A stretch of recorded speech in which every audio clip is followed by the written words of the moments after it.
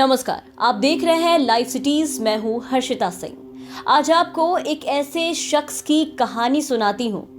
जिंदगी की अंतिम सांस तक वो खाटी बिहारी थे, प्योर जहानाबादी, लेकिन पहचान इतनी बड़ी कि जब कोई ये कहकर बिहारियों को अपमानित करता कि सभी बिहारी गरीब और कंगाल ही होते हैं, तो जवाब मिलता है कि किंग महेंद्र का नाम नहीं सुने हो क्या? जी हाँ, आपने बिल्कुल ठीक समझा। मैं किंग महेंद्र मतलब महेंद्र प्रसाद की ही बात कर रही हूँ। दिसंबर 2021 के अंतिम हफ्ते में वो प्रभु लोक को रवाना हो गए। शरीर से वो अब हमारे बीच नहीं है, लेकिन यादों में वो सदैव जिंदा रहेंगे। बिहारी को गरीब और कंगाल ही मानने वालों के लिए तमाशा थे किंग महेंद्र। जेडीयू के सांसद भी थे, लेकिन याद रखिए, किंग महेंद्र ऐसे थे जिनका नाम दुनिया के सबसे दौलतमंदों की लिस्ट में लिखा जाता था। ऐसा भी नहीं था कि उन्हें दौलत पुरखों से मिली थी। जहानाबाद के गांव का बचपन तो बहुत मुफलिसी में बीती थी। घर छोड़कर चला जाना पड़ा था। बहुतों ने मृत्यु की मान लिया था, लेकिन ये किसी को पता नहीं था कि बहुत दूर जाकर महेंद्र प्रसाद अपने स्वर्णिम भविष्य को गढ़ रहे थे। सालों बाद जब गांव लौटे तो वो गरीब महेंद्र से अमीर महेंद्र बन चुके थे। और अमीर महेंद्र बनने की शुरुआत हुई थी पटना की एक दवा दुकान में मजदूरी करने से। लेकिन जहानाबाद की मिट्टी, पानी का असर, मजदूर महेंद्र ने बहुत जल्द ही फार्मा बिजनेस को समझ लिया था। सपने बड़े थे, लेकिन पूंजी बहुत कम थी। फिर भी शरीर में खून बिहार का था। बिहारी जब अपने पर आ जाते हैं तो पता ही है, इतिहास लिख देते हैं। सो पहुंच गए मुंबई पहुंचने के बाद महेंद्र प्रसाद की उड़ान को बहुत वक्त नहीं लगा। महेंद्र प्रसाद के साथ लक्ष्मण की तरह छोटे भाई भोला शर्मा थे।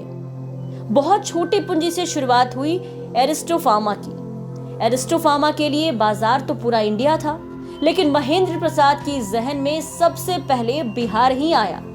पटना की दवा दुकान में काम करते वक्त ही महेंद्र प्रसाद बहुत कुछ जान गए थे। पता था बिहार को किन दवाओं की सबसे अधिक जरूरत है, और फिर ये भी कि बाहर की कंपनियां इन दवाओं में कितना मुनाफा वसूल रही है। सो उन्होंने बिहार की जरूरतों की ही दवा सबसे पहले एरिस्टो फार्मा में बनानी शुरू की। कीमतें कम रखी, दवा की गुणवत्ता से कोई समझौता नहीं किया। फिर बिहार के डॉक्टरों ने भी एरिस्टो फार्मा को भरपूर सपोर्ट किया। आगे एरिस्टो फार्मा की दवाइयां देश भर के डॉक्टरों द्वारा लिखी जाने लगी।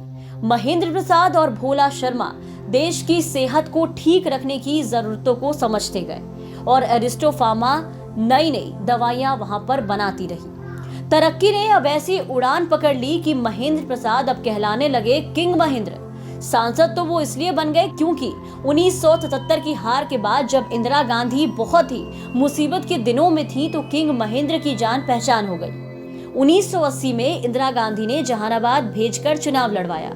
फिर वो आजीवन राज्यसभा के सदस्य रहे। नीतीश कुमार ने भी महेंद्र प्रसाद का पूरा सम्मान रखा। इन सबों के बावजूद महेंद्र प्रसाद भले किंग महेंद्र बन गए, लेकिन बिहार को कभी नहीं भूले। दुनिया की सैर और इंडिया की फार्मा इंडस्ट्री को समझना उनकी हॉबी थी। लक्ष्मण की तरह साथ रहने वाले छोटे भाई भोला शर्मा को वो आजीवन डबल रिस्पॉन्सिबिलिटी दिए रहे। एरिस्टो फार्मा को ठीक से बढ़ाते रहना, और फिर बिहार विशेषकर जहानाबाद में अपने लोगों का ख्याल रखना। किंग महेंद्र की ओर से भोला शर्मा बिहार और जहानाबाद के लिए कनेक्टिंग मैन रहे। भोला शर्मा आज भी हैं। किंग महेंद्र ही वो शख्स हैं जिन्होंने अपने जिला जहानाबाद को इंडिया के शहर शहर में पहुंचा दिया। प्राइवेट सेक्टर में वो बिहार के लोगों को नौकरी देने वाले सबसे बड़े एम्प्लॉयर्स में भी शामिल किए जाते हैं। जहानाबाद के लोगों के लिए तो उनका दिल बहुत ही कमजोर था।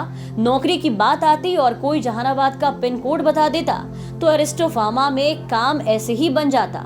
किंग महेंद्र और भोला शर्मा ने इंडिया के शहर शहर में जहानाबाद के इतने लोगों को एमआर बनाया कि आज की तारीख में वो एरिस्टो समेत कई अन्य बड़ी फार्मा कंपनियों के टॉप मैनेजमेंट तक पहुंच चुके हैं। हिंदुस्तान के किसी शहर में चले जाइए, वहां के हर बड़े डॉक्टर को जानने वाला जहानाबाद का कोई ना कोई आपको मिल ही जाएगा, और ये सभी आपको आज ना कल एरिस्टो फार्मा से जुड़े मिलेंगे। खैर, आज की कहानी का द एंड इस रूप में करती हूँ कि आप जब दुनिया के सबसे अमीर लोगों की लिस्ट देखेंगे तो किंग महेंद्र का नाम देखकर बिहारी होने के कारण काफी गर्व महसूस करेंगे और कुल दौलत में जीरो कितना जोड़ेंगे ये आप पहले नहीं सोच सकते। लेकिन ध्यान इसका रखिएगा, जब कोई बिहारी जहानाबादी किंग महेंद्र और भोला शर्मा के पास मदद की आस लिए पहुंच गया तो निराश होकर नहीं लौटा। देखते रहिए लाइव सिटीज को। यदि अब तक आपने हमारे YouTube चैनल को सब्सक्राइब नहीं किया तो जरूर कर लीजिएगा और अगर इस वीडियो को Facebook पेज पर देख रहे हैं तो पेज को लाइक जरूर कीजिए। ट्विटर पर भी हमें फॉलो कीजिए। धन्यवाद।